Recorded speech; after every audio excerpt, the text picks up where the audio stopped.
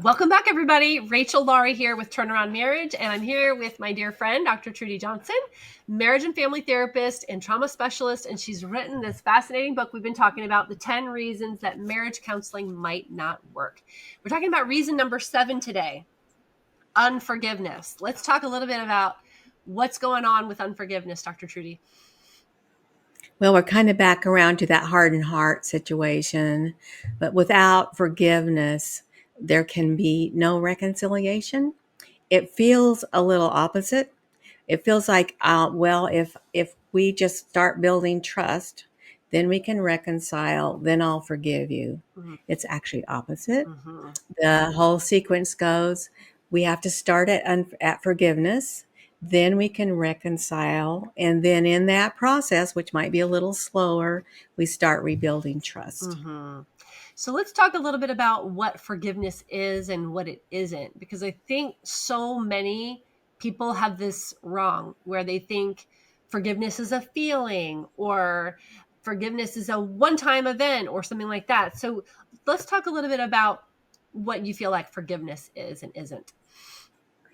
Yes, forgiveness isn't the other person gets off the hook, or and it didn't happen, the hurt didn't happen.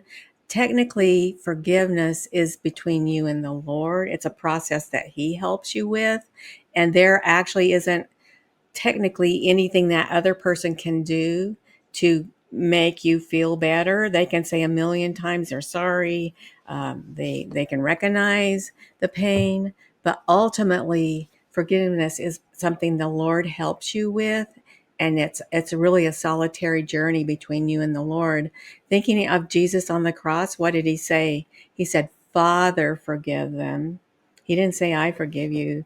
That was even a process for him of, I'm going to give this hurt and pain to the Lord, Mm. and I'm asking him to let them all have the revenge and get them off the hook, and I'm going to be free. So it's a really deep spiritual work, technically, to go through the process of true deep forgiveness. Absolutely. Absolutely. And I think it's in just the same way as Jesus forgives us when we confess and repent and we have godly sorrow over our own sin. He no longer holds those things against us, right? And so I Mhm. think forgiveness in a marriage, it's really choosing not to hold that thing Mhm. against them anymore. It doesn't mean it doesn't hurt, as you said. It doesn't mean it's okay. Like a lot of times we think forgiveness is saying, well, it's okay, when it's Mhm. not okay. It's not okay, right? But yeah. So unforgiveness is a reason that marriage counseling might not work. And so if you're out there and you are wrestling with unforgiveness and realizing it's so hard to forgive, how do I forgive? This has been so terrible.